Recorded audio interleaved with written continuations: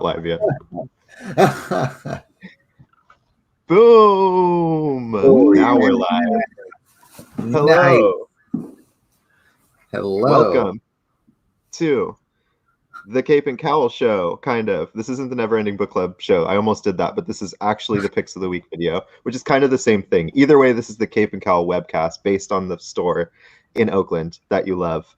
Today we're doing our Picks of the Week, so we're talking about books that came out just yesterday, which was February 17th. So that's why this video will be called 17th, even though it's going up on the 18th. Don't be confused. These are comics for the week of the 17th. I'm Cody, aka the Mutant Menace. These are my lovely co-hosts. I have Kevin, aka Kev Botzilla. How are we doing tonight, Kevin? It's Kev Buttzilla, Cody, but I'm doing fantastic. Thanks for asking. I don't say butts, that's crude, and I am a spiritual woman. And I also have with me Eitan Manhoff, aka Cape Cowl Manhoff. How are you doing tonight, Eitan? It's actually Cape Cowl Butts Manhoff, but I couldn't make it fit. But yours doesn't say that. That's not true. That's not what it says. Liar. No, that's what I was thinking when I typed it, or what I wish I had typed after I saw Kevin's cool Butts name.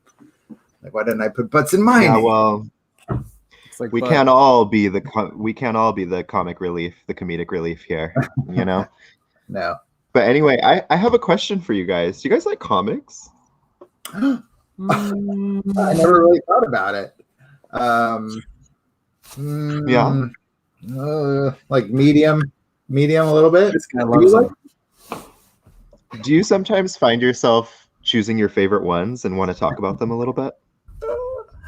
Well, yeah, I do. Yeah.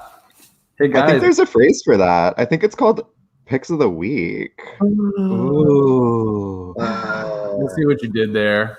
Yes, Good job. yes. She's coming through with the graphics tonight. How is everybody? Say hello in the chat. I don't have the chat open. I haven't been looking. So this is my first time doing this video on a computer and not my cell phone, so I can actually like chat with people, which is kind of cool.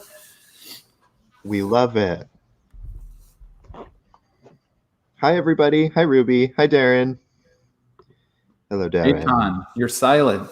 Oh, okay. The cat keeps walking across my keyboard, and like if you look in the comments, it says Cape and Cowl Comics said hello everyone 3 different ways. Yeah.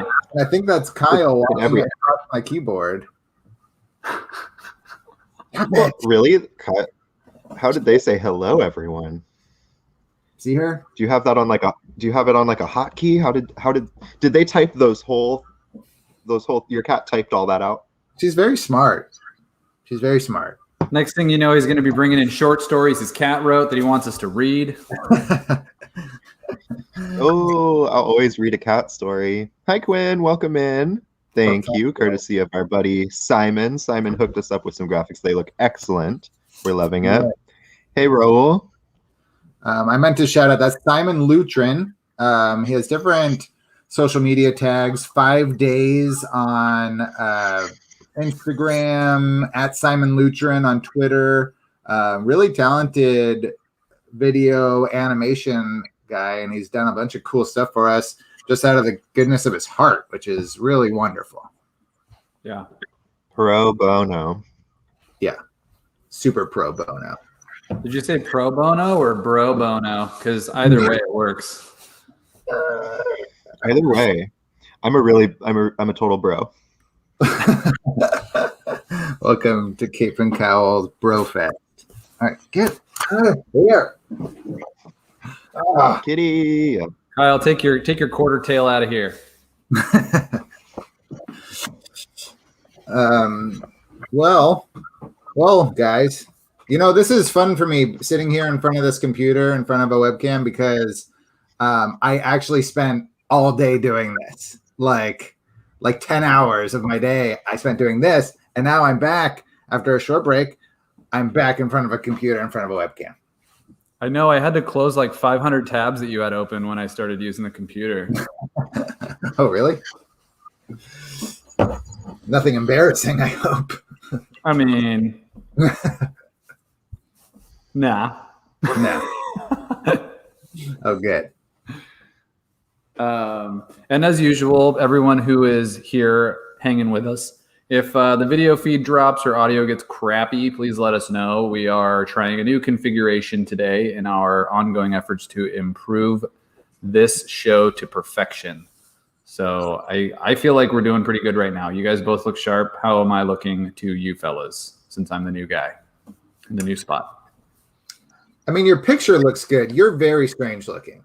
Oh, I know that. I know that. That's not what I was asking. Very, very, very strange, but, Yeah. but crystal clear.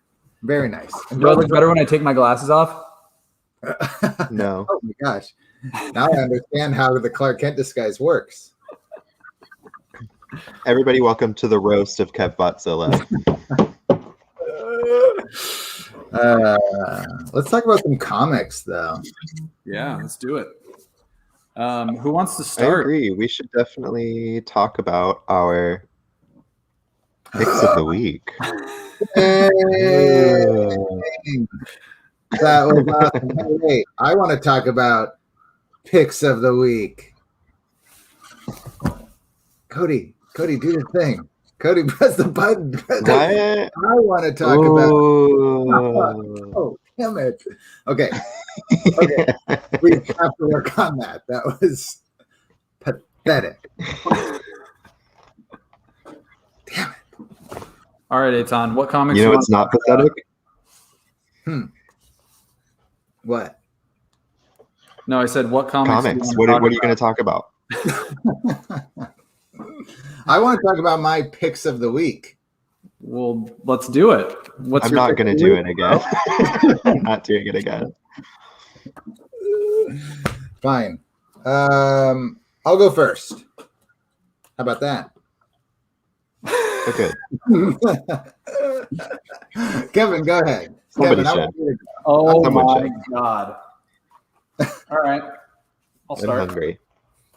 All right. So this week, so back on, I would assume a month ago, Haha #1 came out, and I wasn't sure what to expect. But once we actually started to read some all clown horror bummer comics, I was hooked. So issue 2 is another odd clown story about a young girl named Rudolph, whose mother is a woman who is in the middle of a psychotic break and who decides to go full clown and take her daughter and run away from home. I don't really think that there's many pages I could show without really spoiling it. I mean, the art is incredible. I think the art has been changing issue to issue, but I guess the part I wanted to talk about and what I've talked about with Cody a little bit today is just the general vibe of this book. Like, I feel like a comic that's such a bummer would leave me at the end feeling like I don't want to read another issue, but I kind of like it. This is like a comic for 2020 emo kids that maybe like clowns. I don't know. What did you guys think? You read this book as well, correct? I still have it on my pile. Have not read it yet. Gotcha. Cody was telling me that it is pretty typical of Maxwell Prince. Maxwell Prince. Probably says on the front of that comic, right there in your hand. Oh, it was under my finger. It was under my finger. Oh, I see. Yeah, right there.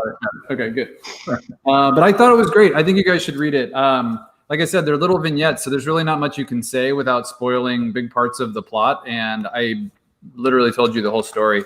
But the way that it unfolds is really typical of his type of story. So if you've enjoyed Ice Cream Man, you like Haha 1, you like clowns, you like horror that's not so visceral but more sort of just bleak, I would say that this is the book for you.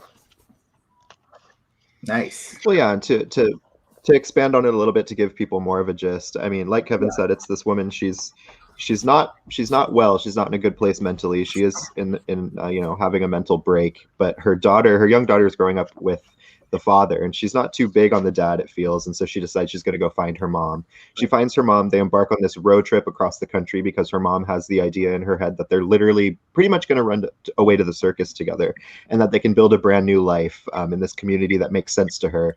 And something I wanted to add about Maxwell Prince that he's definitely doing here in Haha, and that he does a lot in Ice Cream Man, is Maxwell Prince really likes horror, but he also likes the bleak. He likes the things that are upsetting and kind of sit in your stomach wrong.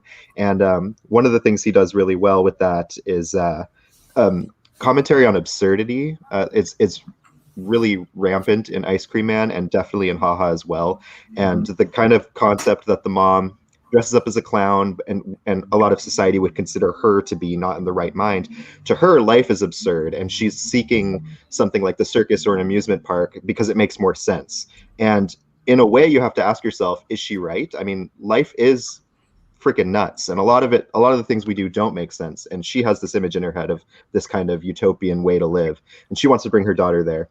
Things happen along the way that are very dark and upsetting, that we won't spoil here. But if you like these dark, bleak narratives, and a horror that speaks to less, almost less base fears and more societal fears and psychological fears, Maxwell Prince does that really well, and that's what I think he's doing in Haha for sure. Yeah, it didn't seem like it was like her dream, that like the mom's dream that she had was any more absurd than anyone else's dream. The way it was presented, it just unfolded in a really unfortunate way, which, like Raul was saying here in the comments, you're right, Raul, and kind of the gist of what we're saying is like these Haha stories just stick with you. They sit in your stomach, like Cody was saying. They don't go away. They make you feel things that you might not feel from a lot of other comics you read. And that's ultimately, I think, why I enjoyed this comic the amount that I did, is because I'm not getting anything else like this. And it's not, I don't know. I feel weird. I feel weird that I like this comic, but I do. So, well, and you get the impression that the mom means well, right? You get the impression 100%. She means well, and she wants what's best to her daughter, and she's very protective of her daughter. And she just makes some mistakes along the way, like we all do. And I think that really normalizes somebody who, like I said, society would say, "Oh, this crazy woman," and she's human. She's human, just like all of us. She has a different perspective on the world, and that doesn't make it invalid. She needs help. And we're seeing a woman kind of slowly break when she finds out that some things aren't necessarily as she planned. And by the way, the biggest mistake this woman ever made is naming her daughter Rudolph.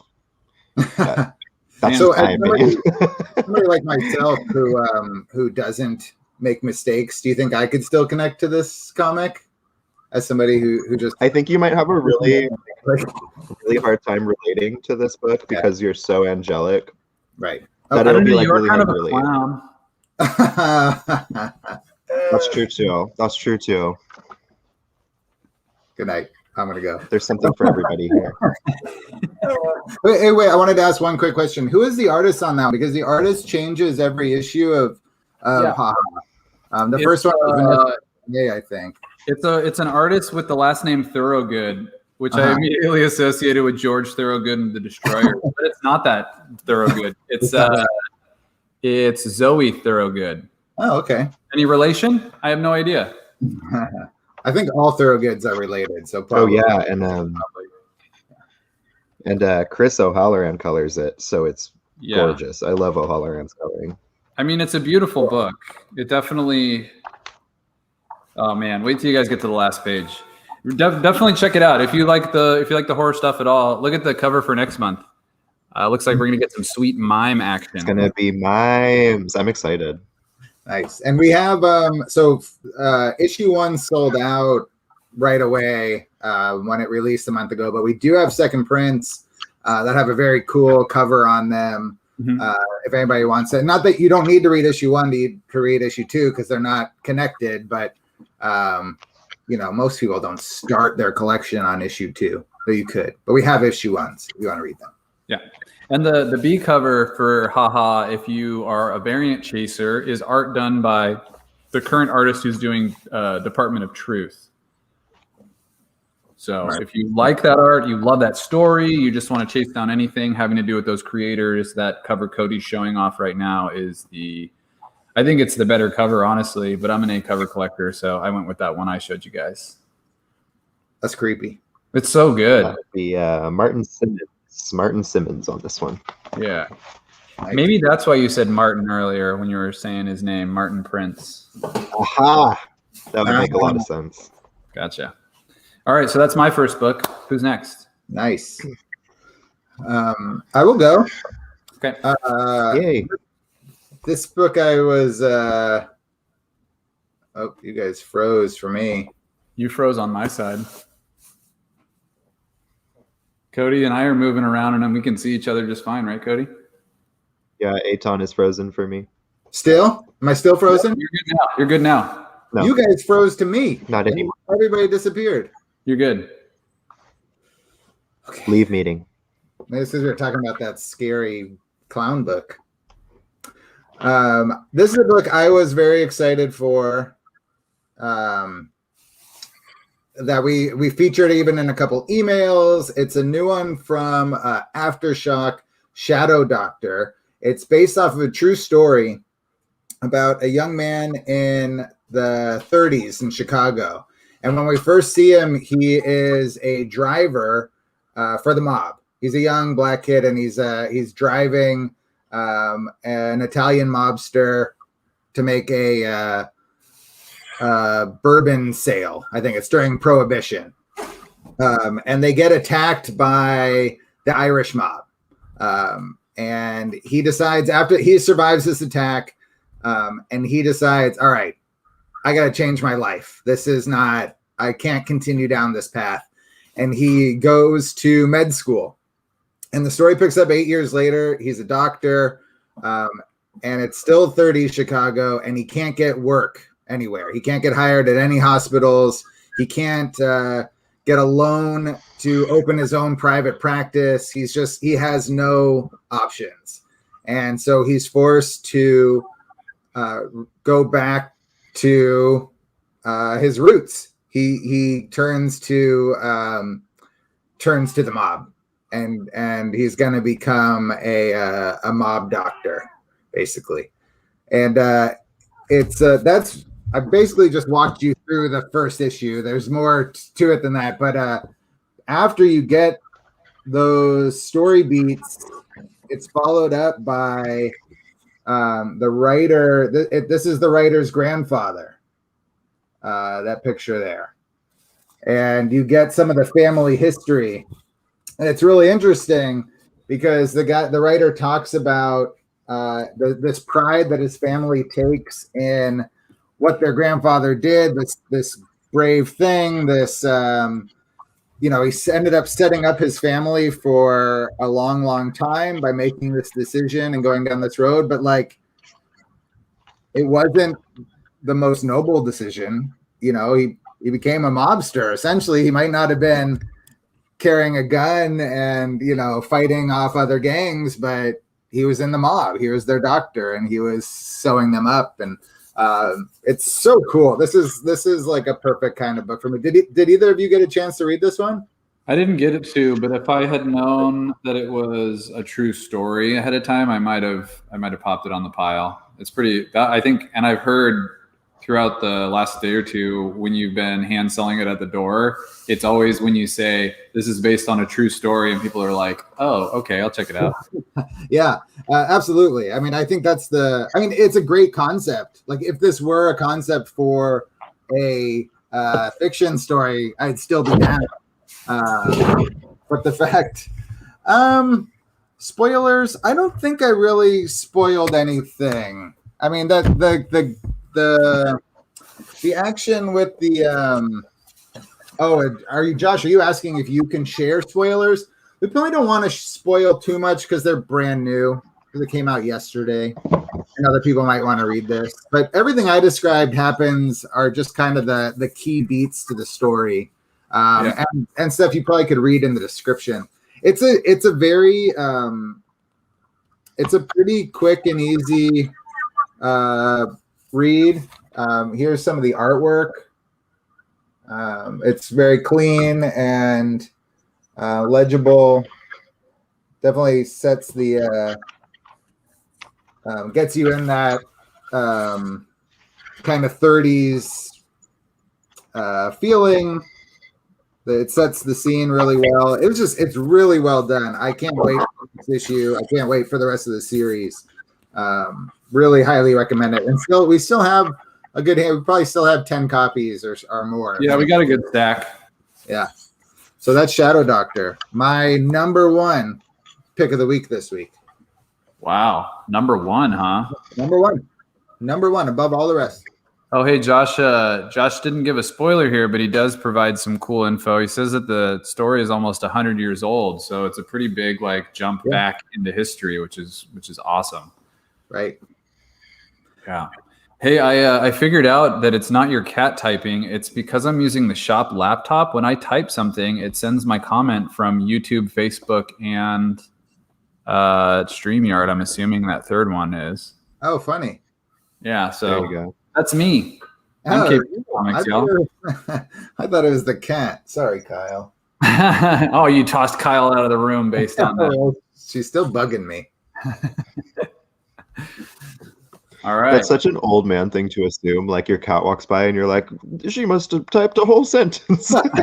Like what? You know what they say? You put a bunch of cats in a room with a typewriter and they'll bust out some Shakespeare. Isn't that the saying? You're like that darn cat typed out a whole sentence. Well, I know I didn't type it, Cody. I didn't type it. And there's only one other person in this room. All right. Well, my pick is Barbarian. This is Barbarian. This is issue number 4.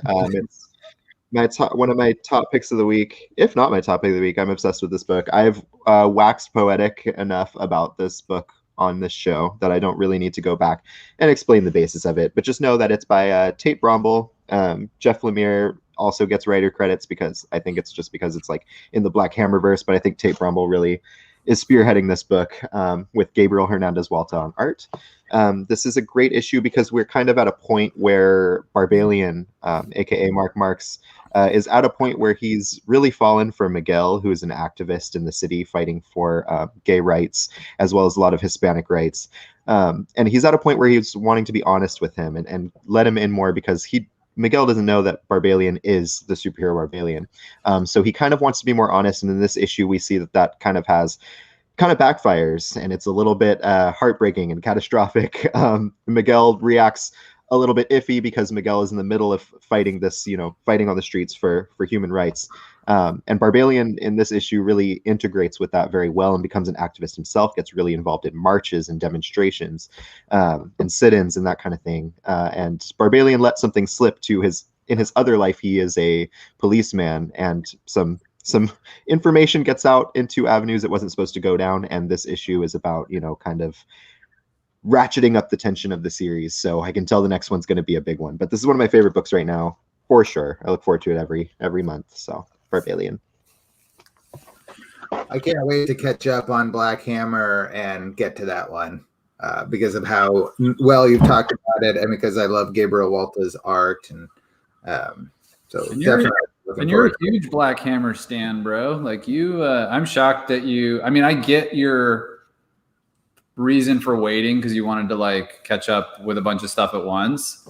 But it always blows my mind when I'm like, hey, have you read this Black Hammer thing? And you're like, nah, I'm waiting for a multi-volume hardcover in the future.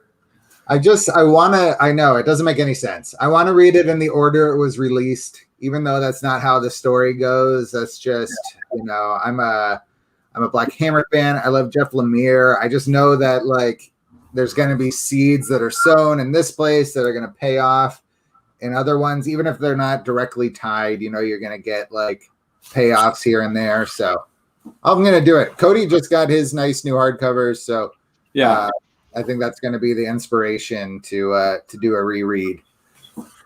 Excellent plan. Yeah. Cool. Let's see here. I think the next one that I'm going to do is a Future State book, which is not usually my go-to for faves. Aton is a huge DC guy. I like DC. I'm heavier Marvel and indie, but sometimes a DC book pops up that just blows my mind. And the cohesive writing in this Worlds of War series that's been coming out for Future State has just blown me away. It is the best title coming out. In my opinion, I also like the Dark Detective. I like, Catwoman and some other ones. But this one is really, I've been looking forward to this ever since I read the first issue, which isn't saying a lot because it's only 2 issues. But it's cool because it on the front, it presents like a Superman in a gladiator world sort of comic. But it's really not. Like the first issue, I think it's the last page of the first story. You get to see Superman actually in the arena. And then in this issue, the main story is like the first 10 pages. It's not even like a full half of the book or anything like that. And we really don't get much else beyond some setup and some context around why Superman is up on Mongol world doing what he's doing. But the way that this book really, really rocks my world is when we get into a bit more of the side stories, like the Mr. Miracle and the Midnighter backups that are in this.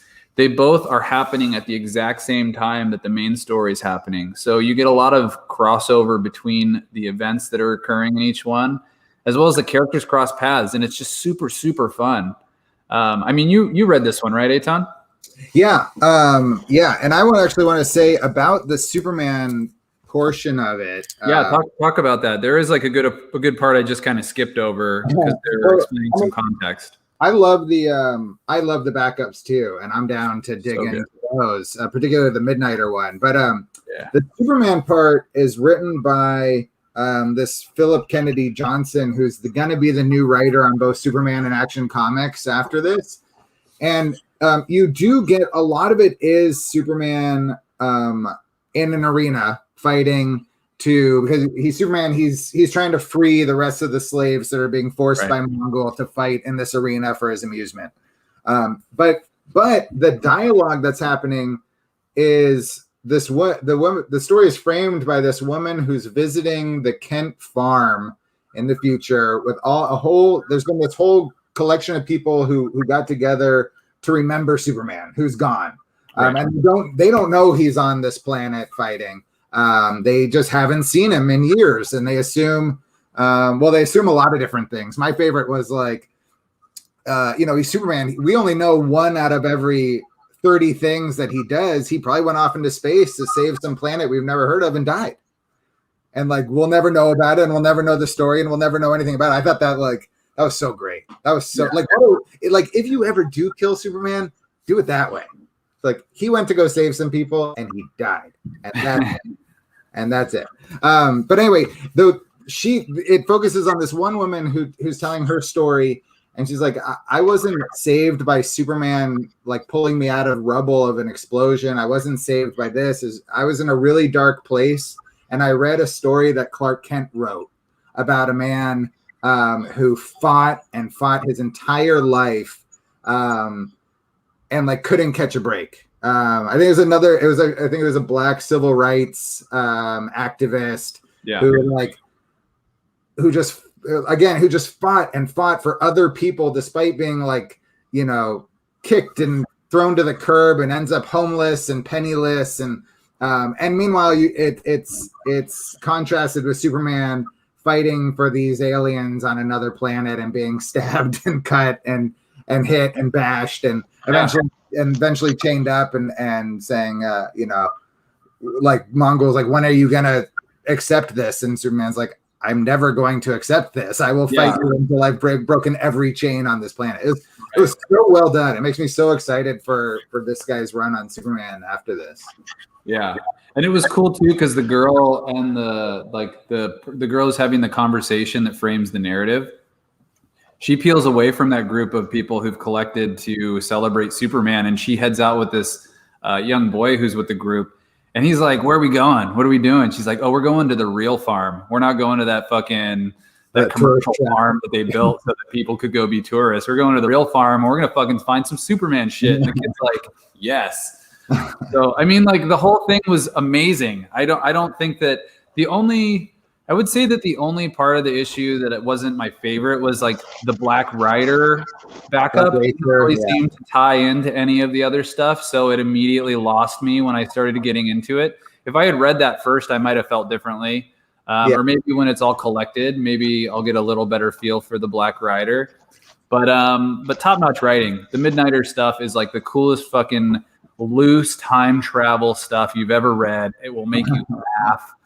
The Mr. Miracle stuff is incredible. We're getting the Mr. Miracle miniseries, this Shiloh Norman, and I think it might be this writer that's been doing these backups. So that should be really cool.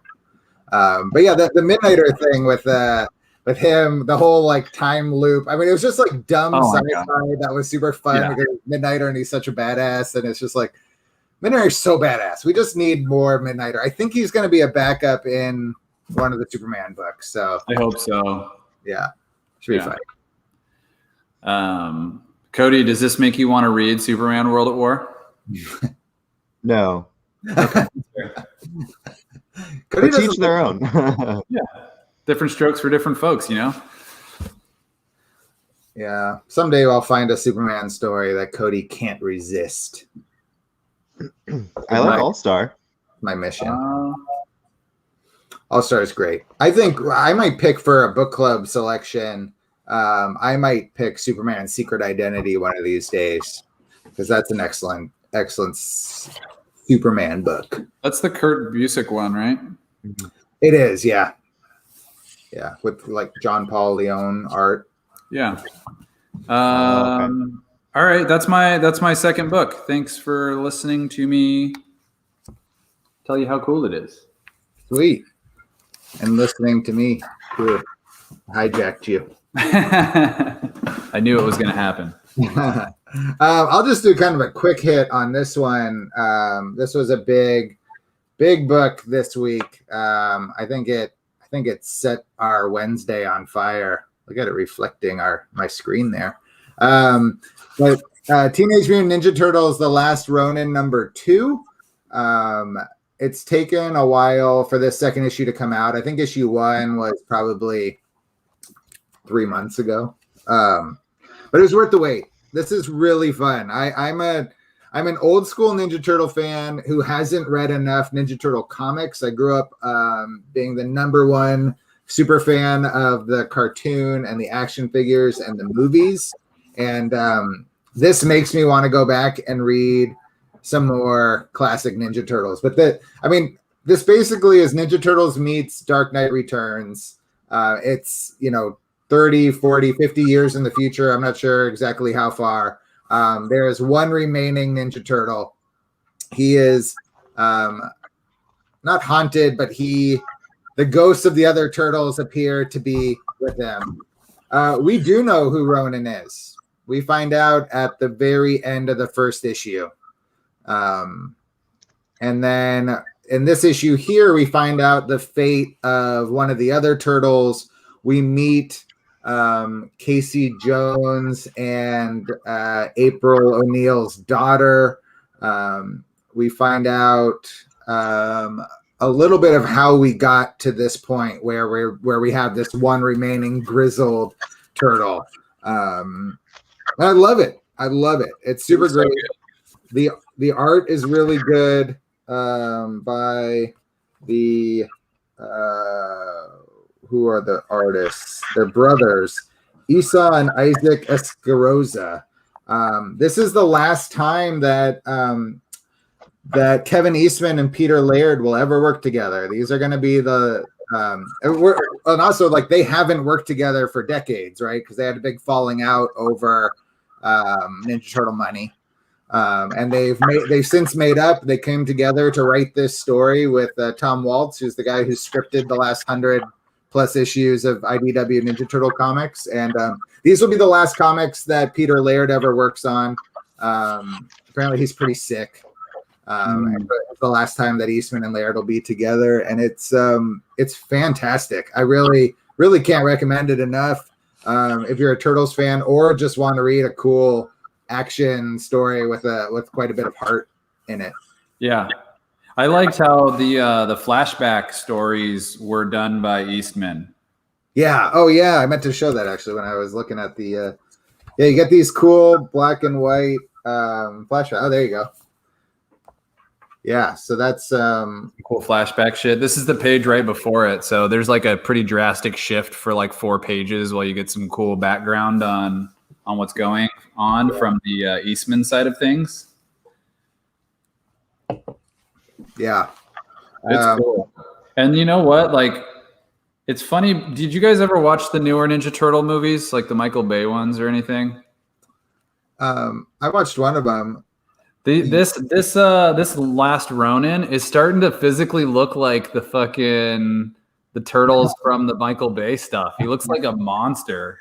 Oh, they mentioned that. It's like the time has made him get bigger and stronger and like more of a. He heals faster. He's beefier. Like there's a bunch of stuff that's going on from the natural mutation over the years that is nothing that's really been played with in the Turtles mythos before. So that part is kind of cool too. Yeah.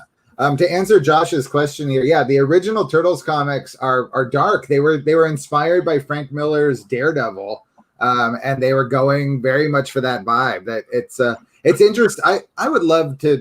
There must be books and stuff out there, but I'd love to know how somebody saw the Ninja Turtles comics, which were these kind of brutal, action stories, and they're like, okay, we're gonna throw some pizza in there. We're gonna give them a van, and now we're gonna color code them. And we're going to color code. I learned about the color coding. You know, the first time that ever appeared was the Teenage Mutant Ninja Turtles Adventures comic that Archie Comics published because they were in color. And so to tell them apart, Archie Comics made the decision to change the colors on their bandanas. That's the one that I spilled an entire glass of apple juice on. My TMNT Adventures #1.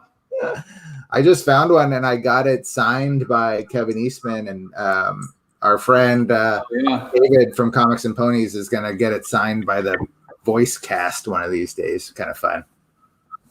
What? Yeah, I know. You son of a gun. I want that. All right, Cody, what's your next book? All right, my next one this week is Abbott 1973. This is the second issue of season 2 of Abbott, featuring a journalist in 70s Detroit, black female, amidst the election of Detroit's first black mayor.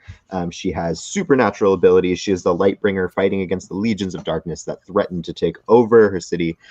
This issue pretty much further cements Elena Abbott's place as the Lightbringer. She's exercising her powers a little bit more visibly and actively taking a role as this hero and savior for the disenfranchised, the not spoken for minorities, the black people of the city, who were the major victims in the first series. And she's basically stepping up, and she's like, you know what, this is life now. And what I like about this issue is it kind of follows the common trope of where every big hero, they're only as strong as the ties and the relationships they've built.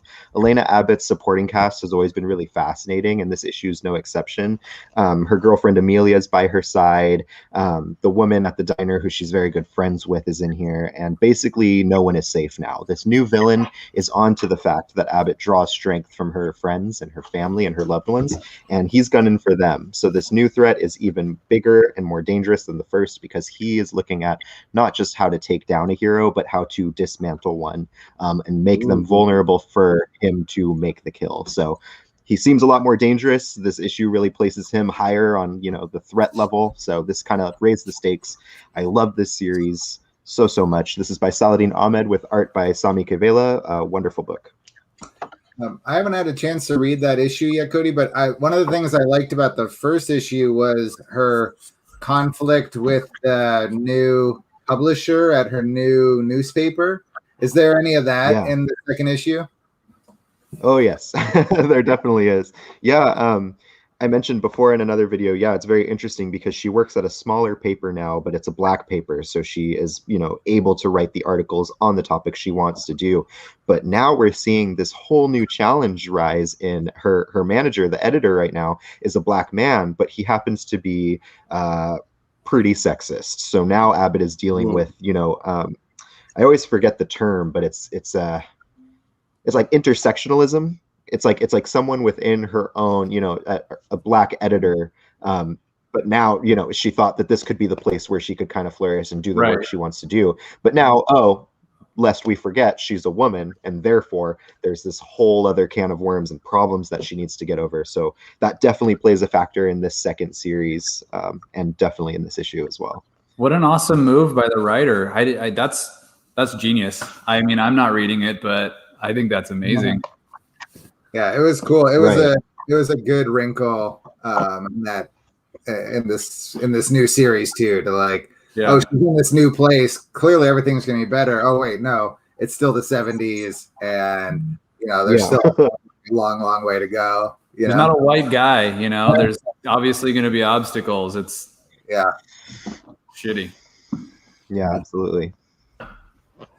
That's awesome. I am committed to catching up on Abbott so I can be as enthused as you guys are, because it just sounds so cool whenever you guys talk about it, and I'm slacking. I'm reading too much other, You can pick up with this series. You don't have to read the first one. I think you can pick up issue 1 of this series, and I believe that first issue had an opening page that was like, yeah, you said that. Yeah, right. These are what you need to know, and then boom, you're in this story, and I really think it would be enjoyable on its own, and then you can go back and read the trade kind of at your leisure. I'll check it out for sure. Yeah. Thanks for the details, guys. This definitely changed my mind around it. So awesome. Thanks, Cody, for sharing Abbott number 2. And Ruby, absolutely. We pretty much keep the trade paperback stocked. We try to keep it in. So definitely hit up the website or call us or drop by. We usually have one on hand, and it's fabulous. Like Eitan said, you don't have to read it first. The first issue of this series really gives you the lowdown on what's happened, but I can't recommend that first trade enough to really get a feel for who Elena Abbott is, meet some of the supporting cast, because it will very much pay off when you're reading this new series. Totally. Hell yeah. Oh, we lost Cody. Oh, wow. That's interesting. I thought Cody was the ringleader, so he'd get kicked out if he dropped out, but I guess not. Hopefully he can just come back in without needing our assistance. I'm sure. Hopefully. Let's see. Well, I guess I'll keep going, since I know we got limited time, and buttons to catch and stuff at 7:30. Looks like Cody's coming back. Boom. And that's all I have to say tonight. Goodbye, everybody. Cody's like, all right, that's the deal. Wow. That was a total accident, but I kind of wish it wasn't, because I felt really baller to be like, read Abbott, mic drop. I would have supported you in that decision, Cody, if you decided to just fucking bounce. No, that was definitely way more badass than I actually am. Now I feel like I'm in pole position. This is weird, being on the upper left. It's like being on the opposite side of the bed when you sleep on one side. It's not that. How does it feel? Feels weird. All right. Well, I'll go pretty quick too. This is a quick hit because I've talked about the previous 3 issues of this book. It ends up on my favorite list every week that it comes out. And then I'll just kind of like bump through a couple other Marvel books just like really briefly, because I think there's a couple, like literally some pages in some recent issues or things that happened that would motivate people to check it out. So we'll start with King in Black issue 4. It's just the next chapter in the madness that's been going on. Null is putting the full court press on Earth. Eddie Brock is in a critical state in a hospital bed, and his son we're slowly beginning to realize what sort of a role his kid is going to play in helping everybody defeat Null. And it is just so badass, man. This thing, like I say every single time I talk about it, it reads like a blockbuster movie, like a Michael Bay movie or something. But this is the first issue where we actually see Null get injured. He gets hurt quite a bit by Little Brock's new powers, along with the nudging from another Omega level psychic. I'm going to show you guys one page. If this doesn't convince you to read it, I don't know what will. Also, it's worth mentioning we do have the previous few issues available if you want to catch up with the entire series. Well worth it, in my opinion. Who's that? Who showed up to the party? Oh, Nobody, just your girl Jean Grey. Jennifer Grey. Jennifer Grey. So, if you've been enjoying it, you're gonna freaking love it. If you haven't jumped onto the King in Black train yet, you can wait another issue and get the trade, or if you want the issues, you can come read it. The Donny Cates verse seems to be hitting hard and fast. So once he's done with King in Black, I think he's moving on to another title. I actually just heard that he's going to be taking over some Spawn title, which he's going to be Spawn. Like the Spawn universe is going to be growing, and there's going to be 4 titles. And I don't know if he's going to be the ongoing writer for one of them, or if he's coming in to write a piece. There's like a Spawn special that's coming that like a ton of people are going to work on. So it's possible maybe that he's going to be a part of that. He's a great fit. He's a good fit. He'll be amazing when he's doing it. So that said, he's like the it guy right now. So keep checking out the Donny Cates stuff. It's rare that you'll be disappointed. But this King in Black has really, I think, elevated the game since Absolute Carnage, which we also talked about, and I loved Absolute Carnage. But King in Black is by far one of the best events Donny Cates has put together for Marvel, so don't miss out. Nice. Okay. What I was talking about. I just want to show you one page from Thor, and if this doesn't convince you to read Thor, then nothing will. Throg. Who wants to see Throg smash Donald Blake in the fucking face with his Frog Lenore? Right between the eyes. Dude, so tight. So tight. And what a great version of Throg. Now, I want to ask a Throg question to the chat people, because we talked about this in the store yesterday. On that cover, we've sold it on Instagram a bunch of times during our sales, and it's got Throg on it, and it says very clearly that he's a 6'6" frog with a hammer. But that picture that you showed there is a little itty bitty frog man with a little itty bitty hammer. Did you read that issue? Which one? Is he 6'6" for a reason? Well, I don't know. It just says it there on the giant frog. I would assume that an issue where Throg grew to a 6'6" stature would also announce on the cover that he was a 6'6" frog with a hammer. I don't know. We're gonna have to investigate further, because I know what you're saying, but I feel like it would be silly to assume that the Frog Thor was always a 6'6" character. Well, I think it'd be a lot cooler if he was. I think it'd be a lot cooler if all frogs were 6'6", if I'm being honest. No, that would not be cool. That would be terrifying. Imagine a bunch of 6'6" dudes out in the pond in your backyard just screaming all night long. Yeah, I can imagine that. Imagine riding a frog like a horse. The horse. It's good. It's good. Does anyone else have questions about Throg? When was the character made? I blame the 80s. You're probably right. It's good. It's a good default to blame the 80s. Ruby, you say here you'd be eaten. There is an amazing part in this issue where Throg, somebody tries to eat him, and it doesn't really go the way you'd think it would go. Eating a tiny in stature frog superhero. Not quite what I'm sure Donald Blake expected. So check out Thor. It's been a super fun series. Another Donny Cates title. The story is bananas, making really big changes and hitting this Thor story with continuity ripples that'll hopefully affect stuff for series to come. So check out Thor. It's really, really super duper fun. And we got plenty of the B cover in a couple of days. Sweet. And also, Cable was hella fun. Only thing I'm going to say is that Domino's powers are amazing, and it made me laugh out loud. Same with Cody. And the art by Phil Nato is okay, that's it. That's all my Marvel stuff. I just wanted to cover a couple things. Thanks, everybody. Noto by Phil Noto. Yeah. All right. I want to talk Noto. I want to talk about Batman Catwoman. This is number 3. I've probably talked about the previous issues before. This book is phenomenally good. I feel like some of the shine has come off of Tom King ever so slightly, and I think it's because Strange Adventures came out first. after Mr. Mir or after Heroes in Crisis. I guess there was Heroes in Crisis, and then Strange Adventures started. And Strange Adventures is very different from it. It goes at a very different pace than his other titles. But I think kind of quietly, he's writing Batman, Catwoman, and Rorschach, and they are so incredibly good. This one here is such a layered, interesting, dramatic story. In issue 2, Catwoman goes to this. It's in the future. Catwoman's an older woman. Bruce Wayne is dead.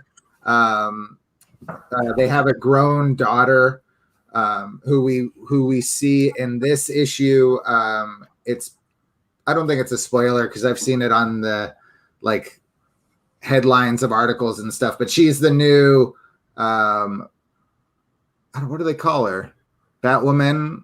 Maybe Batwoman. But her costume is like a mix between Catwoman and Batman. And she's patrolling Gotham City. Anyway, in issue 2, Catwoman goes to this retirement facility and visiting this old man, and it ends up being revealed that it's the Joker. And then they come into conflict. I won't spoil what happened. But there's that's a flashback, and there's more flashbacks to the relationship between Joker and Catwoman, and they have this secret history that Catwoman is forced to hide from Batman. In fact, there's some really incredible scene in this one where Catwoman goes and breaks into a safe, and this little white hand reaches out and hands her the pearls. And Joker is sitting inside the safe, and they have this conversation, and Joker's like, you know what I'm going to do? I'm going to set off a bomb in a sporting facility or something. It's going to kill a lot of people. Just so you know, that's what I'm going to do. You could stop me by telling Batman, but if you told Batman, he's going to know that you and I talk, and I'll have to tell him about why you and I talk, and it'll be this whole thing. So I guess I'll probably just kill all these people and you won't do anything. And it's just so eerie and awful. And I guess this, we'll find out eventually if Catwoman ever tells him or not, if he ever tells Bruce. So that's one element to the story. There's a whole romance angle between Batman and Catwoman that's really good and interesting. Now we've got her sister, her daughter, and her relationship. It's so good. And Clay Mann's art in here is phenomenally beautiful. There's some sexy time right there. Both looking real good. But I recommend it. This is issue 3. We still have plenty of all 3 issues, and I want you all to read it, please. Thank you. And that's a 12-parter, right? It's a 12-parter. Yeah. Excellent. Yeah, Joker is terrible, period. You know what, Cody? I think it's when both you and I respond, it does the same. It looks like it's all coming from this. I know, and now I feel bad because it's on record as Cape and Cowl Comics saying that, but that's not. Cape and Cowl Comics does not endorse the statement that Joker is terrible, period. The Mutant Menace absolutely does, just to clarify. Oh, Joker, Cape and Cowl supports that Joker is terrible. He is a evil man, monster. The villain on the cover's name is Phantasma, right? Phantasm? No, I didn't even, that's a whole nother element. You get Phantasm in here from the animated series. This is the first time she's ever been in real life comic books. It's awesome. Everybody, you should read this. This is the best Batman book out right now. And the other Batman books are good, but this is better. Read this. Read this one. Read Batman Catwoman. And that's a really big statement. That's a big statement, folks, because being the best Batman book out there, there are a lot. So that's a glowing review. Being a Batman heavy shop. Wow. That recommendation carries weight. There's a lot of Batman books out there, and it's probably a third of how many X-Men books there are. I was just thinking, oddly enough, it's Batman's like a third of our inventory. I will admit to having ordering bias when it comes to Batman. When we go out of business, eventually, it'll be on a mountain of unsold Batman comics. I'll just lie there like Scrooge McDuck. Oh my gosh. No, I can't even argue with that because I recently like ranked my enjoyment of the X books on Twitter, and like when I was done, I counted to see if I missed any, and there was legit like 10 right now, like ongoing. So and it's no joke. And there's at least 2 more. I had the thought because I saw the X Corp announcement, and then there's the Nightcrawler book that's not out yet. I mean, whatever, they're all good. So keep, stacking them up. As long as you're doing good comics, there's not too many comics. That's my opinion. Yeah. Agreed. Yeah. All right. I think you're next, Kodaya. What's your next pick of the week, sir? All right, my next pick is Guardians of the Galaxy. This is issue 11. This is by Al Ewing and Juan Cabal. The beautiful Juan Cabal with his clean lines, beautiful colors. This issue is amazing because it follows. We really have Nova being central again, and I love Nova, aka Richard Rider, aka Dick Rider. I love him to death. He's a very traumatized character. He's essentially a war veteran on a cosmic scale. And this issue is great because we had an issue earlier in Ewing's run where it was just basically Nova on the couch. It was Nova talking to his therapist and processing a lot of his trauma. And this issue I found so great because they go back to a spot that Nova, right here on the cover, Nova, Star-Lord, and Gamora revisit a spot that was pivotal in the Annihilation War, which was a big Marvel event where Annihilus was invading our reality, or the Marvel 616 reality. And they revisit this spot because it's barren and we can't get a lot of deaths of innocents here because they're about to fight the Olympian gods. Long story, but just bear with me here. They're fighting the Olympian gods, so they want to go somewhere kind of desolate. So they go back to a site of battle that was during the Annihilation War. And this spot means a lot to these three here because they really bonded during that war, being kind of survivors of their own people. And this issue is great because it opens with Rich on the phone with his therapist, who's kind of talking him through the battle that's about to ensue. And the therapist is just like, you're a hero, you can do this. And he's just like, I'm no hero, blah, blah, I'm damaged, I'm this and I'm that. And the therapist is like, well, for what it's worth, ever since I was little, you've been my hero. And it's like so charming and amazing. And Al Ewing has such a gift when it comes to giving voices to these characters. This book, largely, in my opinion, has been a character study. I've seen some critiques of this book, and one of the critiques is that it feels a little aimless or directionless, but I kind of disagree only because I find it to be a character study, and this issue is no exception. We also get beautiful scenes like Star-Lord just hugging Nova and just telling him that it's okay, and it's the first time you see Nova kind of let his guard down, because Nova's always been very high-strung. He's a character with a lot of survivor's guilt. He's going through a lot of heavy stuff, and he never really lets go of that. It's very much that hero complex, the survivor's guilt stuff. And Star-Lord, who recently returned from his like extra dimensional journey and became kind of like this new agey guy who's lived a whole life, fallen in love, yada yada, and he's back, and it's about how he's going to reintegrate in the reality. You also get things between Phi Lavelle and Moondragon, who are lovers, but Moondragon just went through this whole thing where her two psyches were merged. One is from an idealistic hero reality, the other is from the Marvel 616 reality, as we know. And they were both reunited into one body. Phyla's having a lot of problem with this because Phyla's like, which person do I love? You have to separate. I don't know who you are anymore. And Moondragon's kind of begging her, saying, I'm the same person. I love you. It's still me. It tugs at my heartstrings a lot, and Al Ewing is so great with characters. I can't recommend this book enough. The first trade is out if you want to jump into it.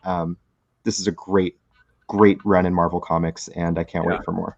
I'd say one of the best Guardian stories I've ever read, hands down. So much heart. I need to read that first trade. You guys both rave about it. The guy, Dave Harper from the Sketched website and the Off Panel podcast has talked about it being one of the best Marvel books coming out right now. So that's three opinions that I know and trust. So I'm gonna get on it. And I feel like to address like people, whoever saying that it's aimless. I mean, the story is just pointing to a new story that's to come. It just seems like the upcoming Olympian battle and whatever we end up with after the dust settles is going to be something super fun. So like Cody, I echo the sentiment that I hope that Al Ewing and the current team stay on there. Even if they switch writers, as long as Al Ewing is still at the helm of this galactic vehicle, I'm super down for it. It better be Al Ewing, and I think it is. We've got like a teaser on the cover of previews was like the new lineup, and it's really exciting because anybody who keeping their eyes on solicits knows that Wiccan and Hulkling are going to be jumping on board for the Guardians run, which is something I've wanted for a long time because Hulkling is kind of the emperor of like a big chunk of space right now, so like he's kind of pivotal to cosmic stories, and also where Al Ewing goes, Wiccan and Hulkling are in good hands. He loves the characters. So I'm expecting great things from Guardians till further notice. Wasn't so for Nova, didn't he absorb the entire Cancerverse or something? Was that part of the Annihilation story or? So the Cancerverse stuff came afterwards. Sorry. So the Cancerverse stuff came after the Annihilation War. After the Annihilation War, you have Annihilation Conquest. The first Annihilation was Annihilus. The second has to do with Ultron and the Phalanx. And then after that, you get a struggle with the Thanos Imperative, which leads to the Cancerverse stuff. But Nova basically absorbed the entire Nova Corps. So all the intelligence of his of the Nova Corps was all wrapped up into this one man. So he had a lot of power, more than he knew what to do with. And he was kind of known for making very, very human, rash decisions to the chagrin of the world mind that was in his head. It's kind of a meme. It's kind of a meme with the world mind always saying, "Nova, it's imperative you pay attention at this time," and Nova just being like, "No, he's a great character with a very storied history. I love him to death. He was in the New Warriors, which was a young team in the '90s. It's getting its first omnibus soon." Or not first, but a reprint of the first one. It's new to me. I never got the first print, so I'm stoked. That's awesome. Yeah, I like him as a character. He seems so deep when I read this stuff that I'd definitely be down for some more. I think we did it, guys. We made it a whole hour, and we talked about a lot of books. Does anybody have anything they want to touch on briefly before we go? I know our Cody and I have to catch some buses, but if we got a minute to talk about something else, if you got something. I was going to show this book. I won't get too much into it. Truth and Justice #1 is a new DC anthology that's going to focus in on some characters that haven't gotten their the spotlight recently. So the first one has Vixen. I love Vixen. I won't even claim this is the best Vixen I've ever read, but a full issue of Vixen is a good thing. Great character, super cool powers. So Truth and Justice #1. Was cool. It scratched an itch I didn't know I had, which was for Vixen comics. Excellent. It's also one of the only DC books that's come out aside from the Future State in the last couple of months. So yeah, if you need some more of that, get on it. Yep. Right on. Okay. Well, we love you guys. Thanks for joining us. Yeah. I like the new setup. I like using the laptop in the new space. It's not too shabby. Yeah, it's nice seeing all of you and not just your nose or just your ear. No, this is good. Cool. Good times. And we're doing a book club next week, right? We're doing a never-ending book club. But Kevin, we should talk about your pick because I think we might be short on copies. Okay. So, our plan is hopefully to do Fatale Volume 1, but like Eitan said, we got to check stock, let you know. I still want to do it, so I'll argue with him later, and we'll figure it out. Okay. Thanks, guys. Love ya. All righty. All right. Thanks so much for watching. Bye-bye. Bye.